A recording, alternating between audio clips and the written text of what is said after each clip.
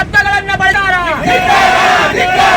ಅಶ್ಲೀಲ ಶಬ್ದಗಳನ್ನು ಬಳಸುವುದರ ಮುಖಾಂತರ ಸ್ವಾಮಿತ್ವಕ್ಕೆ ಅನರ್ಹನೆಂಬುದನ್ನ ಆತ ಸಾಬೀತುಪಡಿಸಿದ ಕಾಡಸಿದ್ದೇಶ್ವರನಿಗೆ ಹೇಳಿದಿಕ್ಕಾರ.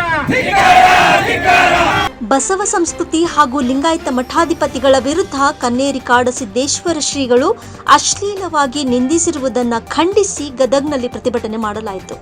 ನಗರದ ಗಾಂಧಿ ಸರ್ಕಲ್ನಲ್ಲಿ ಬಸವ ತತ್ವ ಪರಿಪಾಲಕರು ಹಾಗೂ ಪ್ರಗತಿಪರರು ಪ್ರತಿಭಟನೆಯಲ್ಲಿ ಭಾಗಿಯಾಗಿದ್ರು. ಕೆಲಕಾಲ ರಸ್ತೆ ತಡೆ ನಡೆಸಿ ಕನ್ನೇರಿ ಶ್ರೀಗಳ ವಿರುದ್ಧ ಕಿಡಿಕಾರಿದ್ರು. ಕಾಡಸಿದ್ದೇಶ್ವರನಿಗೆ ಹೇಳಿದಿಕ್ಕಾರ.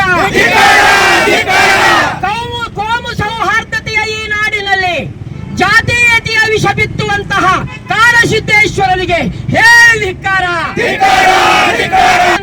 ಅಪಮಾನಿಸಿದ ಕಾಡಸಿದ್ದೇಶ್ವರನಿಗೆ ಹೇಳಿದಿಕ್ಕಾರ. ಅಶ್ಲೀಲ ಅನಾಗರಿಕ ಅನುಸಿದ್ದೇಶ್ವರ ಕಾಡಸಿದ್ದೇಶ್ವರರು ಈ ಪೀಠವನ್ನು ತೊಲಗಲಿ ಎಂದು ಹಾರೈಸಿರಿ. ಹೇಳಿ ತೊಲಗಲಿ, ತೊಲಗಲಿ. ಸಿದ್ದೇಶ್ವರರು ಪೀಠ ಬಿಟ್ಟು ತೊಲಗಲಿ. ಕಾಡಸಿದ್ದೇಶ್ವರರು, ಕಾಡಸಿದ್ದೇಶ್ವರರು, ಕಾಡಸಿದ್ದೇಶ್ವರರನ್ನ ಕೂಡಲೇ ಬಂಧಿಸಿರಿ. ನಾಡಿನ ಸಾಮರಸ್ಯವನ್ನ ಕಾಪಾಡಿರಿ, ಕಾಪಾಡಿರಿ. ಪತಿಗಳನ್ನ ಅವಮಾನಿಸಿದ ಕಾಡಸಿದ್ದೇಶ್ವರರಿಗೆ ಹೇಳಿದಿಕ್ಕಾರ. ಕಾಡಸಿದ್ದೇಶ್ವರರಿಗೆ ಹೇಳಿದಿಕ್ಕಾರ. ಲಿಂಗಾಯತ ಮಠ ಹೇಳಿದಿಕ್ಕಾರ. ಈ ನಾಡಿನ ತಾಯಂದಿರಿಗೆ ಅಪಮಾನಿಸಿದ ಕಾಡಸಿದ್ದೇಶ್ವರರಿಗೆ ಹೇಳಿದಿಕ್ಕಾರ. ಬೆಂಗಳೂರಿನ ಅರಮನೆ ಮೈದಾನದಲ್ಲಿ ಅಸಂಖ್ಯಾತ ಬಸವ ಭಕ್ತರು ಭಾಗವಹಿಸಿ ಕಾರ್ಯಕ್ರಮ ಯಶಸ್ವಿಗೊಳಿಸಿದ್ದನ್ನ ಸಹಿಸದ ಸನಾತನವಾದಿಗಳು ಇಲ್ಲಸಲ್ಲದ ಆರೋಪ ಮಾಡುತ್ತಿರುವುದು ಖಂಡನೀಯವಾಗಿದೆ ಎಂದರು. ಸುಸಂಸ್ಕೃತ ಸಂಸ್ಕಾರವಿಲ್ಲದವರ ಬಾಯಿಯಿಂದ ಇಂತಹ ಅಶ್ಲೀಲವಾದ ಮಾತುಗಳು ಬರುತ್ತವೆ. ಆದ್ದರಿಂದ ಇಂತಹ ಅಶ್ಲೀಲವಾದ ಹೇಳಿಕೆ ನೀಡಿರುವಂತಹ ಕನ್ನೇರಿ ಕಾಡಸಿದ್ದೇಶ್ವರ ಸ್ವಾಮಿಗಳು ಲಿಂಗಾಯತ ಮಠಾಧೀಶರಲ್ಲಿ ಕ್ಷಮೆ ಕೇಳಬೇಕು ಎಂದು ಆಗ್ರಹಿಸಿದರು. ಇವತ್ತು ಗದಗಿನಲ್ಲಿರುವಂತಹ ಪ್ರಗತಿಪರ ಸಂಘಟನೆಗಳು, ಬಸವಪರ ಸಂಘಟನೆಗಳು, ಲಿಂಗಾಯತ ಪರಂಪರೆ ಸಂಘಟನೆಗಳು ಕಾಡಸಿದ್ದೇಶ್ವರ ಎಂಬಾತ ಹೇಳಿರುವಂಥ ಹೇಳಿಕೆಗಳನ್ನು ಖಂಡಿಸಿ ಒಂದು ದೊಡ್ಡದಂಥ ಪ್ರತಿಭಟನೆಯನ್ನು ಮಾಡಲಿಕ್ಕೆ ಸೇರಿದ್ದಾರೆ. ಎಲ್ಲರೂ ಕೂಡ ನಾನು ಕಾಡಸಿದ್ದೇಶ್ವರನ ಒಂದು ಸ್ವಾಮಿ ಅಂತಾಗಲಿ, ಶರಣರು ಅಂತಾಗಲಿ ಅಥವಾ ಶ್ರೀ ಅಂತಾಗಲಿ ಕರೀಲಿಕ್ಕೆ ನಾನು ತಯಾರಿಲ್ಲ.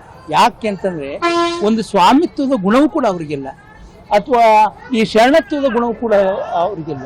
ಅದು ಒಬ್ಬ ಸ್ತ್ರೀ ಆದಂಥವನು ಅಂದರೆ ಎಲ್ಲವನ್ನೂ ತ್ಯಾಗ ಮಾಡಿ ಇಡೀ ಸಮಾಜದ ಅಭ್ಯುದಯಕ್ಕಾಗಿರ್ಬೇಕಾದಂಥ ಒಬ್ಬ ಶರಣ ಅಥವಾ ಸ್ವಾಮಿ ಆದಂಥವನಿಗೆ ಇರಬೇಕಂತ ಯಾವ ಗುಣಗಳು ಕೂಡ ಅವರಲ್ಲಿ ಇಲ್ಲ. ಮತ್ತು ಭಾಳ ಮುಖ್ಯವಾಗಿ ಸ್ವಾಮಿಗಳಿಗೆ ಒಂದು ಭಾಷೆ ಅನ್ನೋದು ಇದೆ.